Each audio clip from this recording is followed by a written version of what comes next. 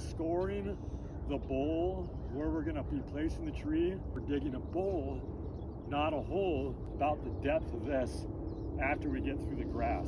So it's like it's 2 feet right now. A little bit more than 2 feet, and that's good. You could actually do it if you're really adventurous. You could go 3 feet, and that's a real nice.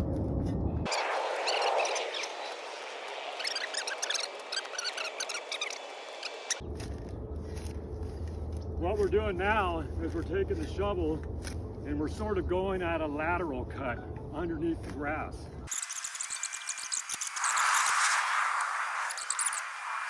Now here's the fun part of digging through the soil, which up here might have some boulders because we're on top of the mesa.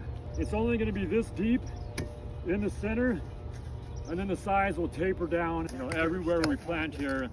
You know, just because of geology, it's a different soil structure than your typical homeowner property, homeowner association.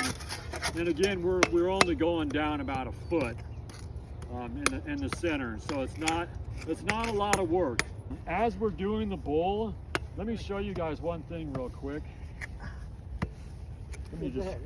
What we're going to do is see we have these nice sloping edges. That's great. That's our goal, is just the center part is going to be 1 shovel deep. It's important that as the bowl is being finished, the soil that's coming up from that, to sift through it and break any dirt clods, get the rocks to one side and make the soil so it's sort of very granular. We'll have this nice soil to backfill with, and then we'll have rocks to place around the perimeter to do a finishing border, if you will. As you're tilling the soil, giving it loose soil for the roots to go. Yeah, so then that the roots want to grow out of the root ball and away from the trunk.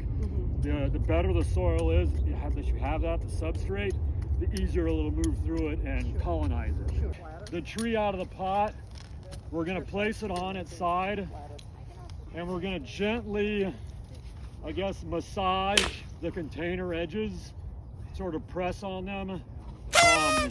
Gently, we don't want to damage roots, and that way we're loosening the root ball so it'll actually come out of the container. Oftentimes the roots have grown to the bottom and out the little drainage holes, and they've sort of grabbed on and grapple hooked the tree in the container. So we need to loosen it that way. And let me show you a good technique to do that. Is we'll take it and we'll gently press and we'll gently roll. Oh, here we go. Oh, wow. And now we're going to pull this out by the trunk and this at the same time. We can put any of that bad soil in there. And now once we have it like this, we're going to tease the roots out of the substrate and sort of like hair. We want it to fan out. So when we place it in the bowl, the roots will know which direction to go.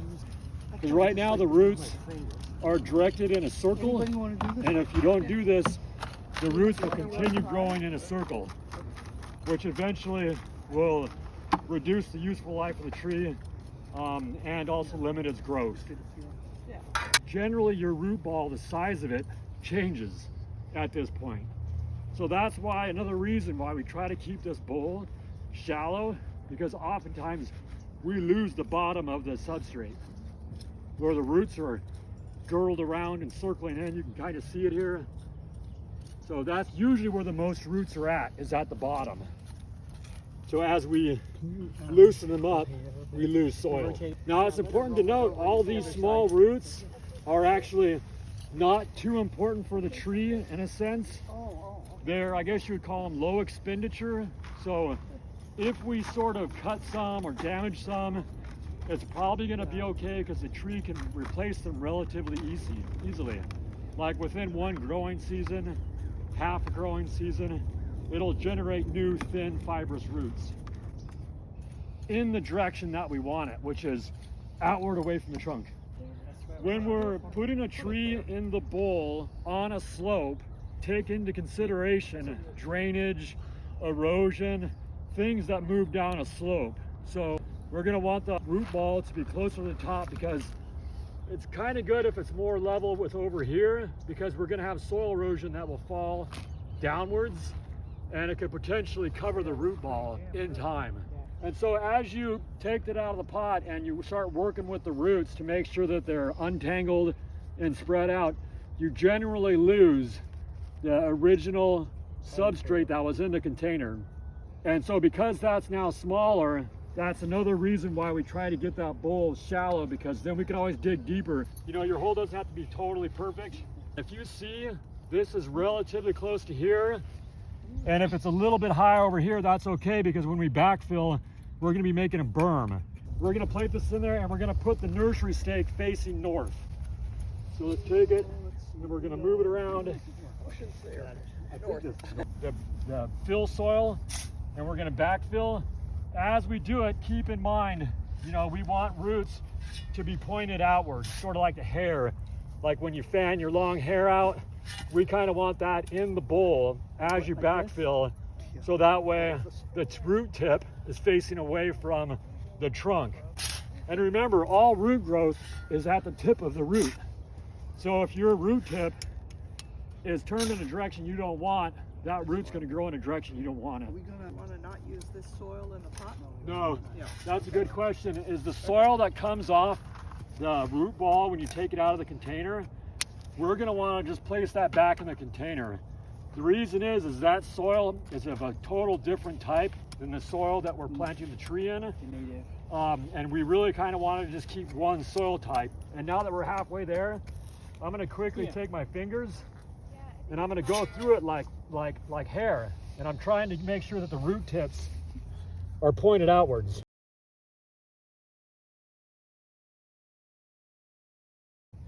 And we're doing this about half the way. And then we're going to pour water in here to see if there's any air pockets. We'll see how the water drains. And if it drains nice and evenly, then we know that there's no air pockets. And we can add the next layer of soil and then do the same thing, put water on it. And you'll notice I'm being kind of ginger. You don't really have to smash it too much. We want that soil to be airy and light. I know it's going to settle over time, so we're going to try to do a little bit of compaction, but not too much. The reason why we have the nursery stake on the north side is because that side of the trunk is been damaged somewhat from the nursery stake rubbing against the trunk, and also it's sort of created like a pale bark that could be sensitive to sunlight. Ideally, you would get a tree from the nursery that does not have a stake on it. But the good news is one day California will adopt our nursery grading system like Florida has done. Once we do that, you'll probably see less stakes on the trunk of a tree coming out of the nursery.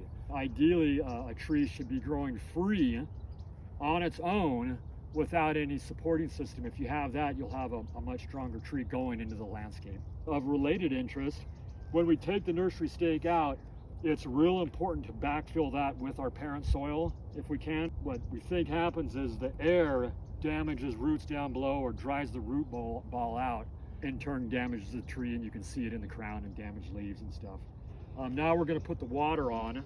We're going to want to do it gently, like most things in the tree planting world, and we're going to do it evenly. And we're bringing it all the way around, and we're probably putting in about a half bucket of water at first, and we're seeing what's going to happen. It looks like it's good. And this soil, actually, you can see on our pile here, this fill soil is not too, I mean, it's aside from the rocks, it's got a great texture. It's sort of a sandy loam, so it's got a good profile. In my opinion, it's got a good color. I'm not surprised that after we put the water in, it's behaving well. So once this water settles, then we can start doing the next layer of soil, and we'll just repeat the process. So what I'm going to do is I'm going to get in here with my hands real quick, and I'm going to smooth it out. Step on it. The soil gently transitions to this side of the slope, and then up here it does the same, and it's okay if it's a little bit less over here because we are at an angle. I think this looks really good. We'll do the same thing is you just come on here and step on it, a little bit of your weight. You want to be careful because the soil underneath is wet, and if you step too hard, like if you jump on it, you could compact it to where roots don't want to grow in it. Before you put the berm down, it's a good idea to put the rocks. You'll place the rocks that you got from the bowl around here, and that's going to be the cement. We can actually kind of jump on it. Yeah. We want this thing to stay Yes. for a couple years. And then the idea, oh, this is kind of fun. Then the idea, of course, is whenever the tree's watered, there will be some water retained in here, but it's a good way to keep the root ball irrigated, also preventing that soil from eroding from up here down. That's an important factor. We don't want this soil right here to ever change. Ready for our water, we're going to pour another half bucket or whole bucket into here. So again, we're going to want to be kind of gentle, and it's best to pour it on the outside of the bowl. I don't know if we want to pour it on the root ball. And this here is we can also see if there's any soil erosion. Because remember, the way that this water is coming out, it's not like rain. This is actually pretty heavy. And this looks good. You can see the water pooling at the base of our whole bowl. That's what we kind of want. It's going to drain away. And you can see over here, there's not too much of a transition. We may put a little bit of soil in here when we're done. Now at this stage, we're going to take out the nursery stake. We're going to use some soil from the grass that we peeled off to put in the hole. And then we're going to take the rest of this grass and we're going to put it in our bucket and take it off site. Once we do that, we can put the mulch on and we can do one more watering event. Now that the stake is out, you can see a clearly defined hole. In the United States. You can see how the roots have been kind of growing around that stake. But we're gonna try to help it as best we can.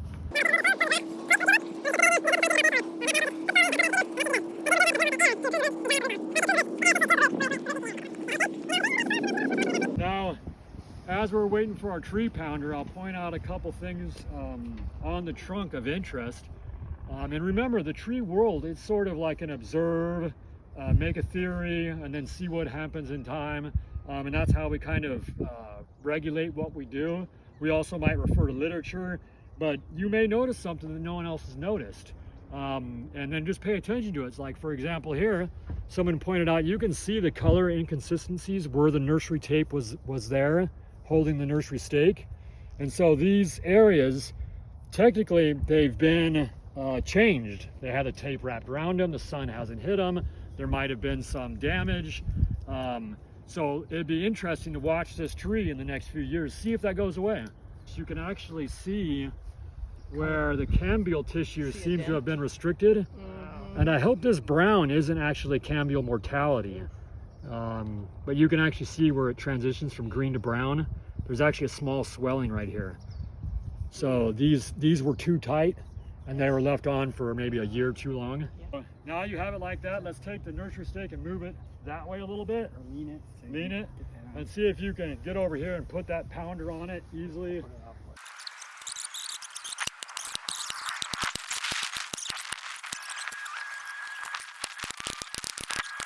I'm going to take this cool weed whacker trunk protector. We're going to put it around the base of the tree.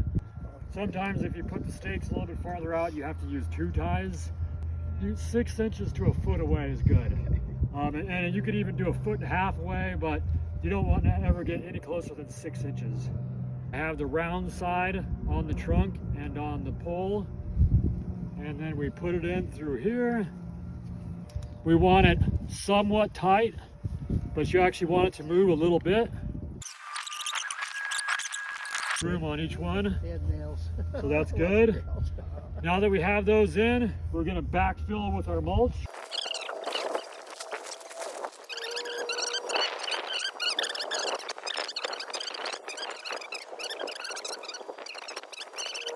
This is going to be good because the mulch is actually serving as a protector from water like this, from the hot sun, weeds, weed whackers, and then it's also potentially improving the soil by insulating it and allowing for microbial growth. You'll notice when we're done, it actually looks really nice. Oh yeah, and that grass, by the way. Yeah, go ahead and put it in that bucket. The bucket's kind of heavy right now. Oh, it is? Two people could carry a little bit. We could, just say we could pour the soil out over there. It's in there. And that's an important step, is whatever you have extra, whether it's nursery soil or the grass or weeds or rocks, we want to get it away from the tree. We want this here to remain relatively unchanged for the next 3 to 5 years. Definitely at least 1 year. Did we name the tree? How about we name it Tababuyakasha? Okay. This here is Tababuyakasha. Perfect.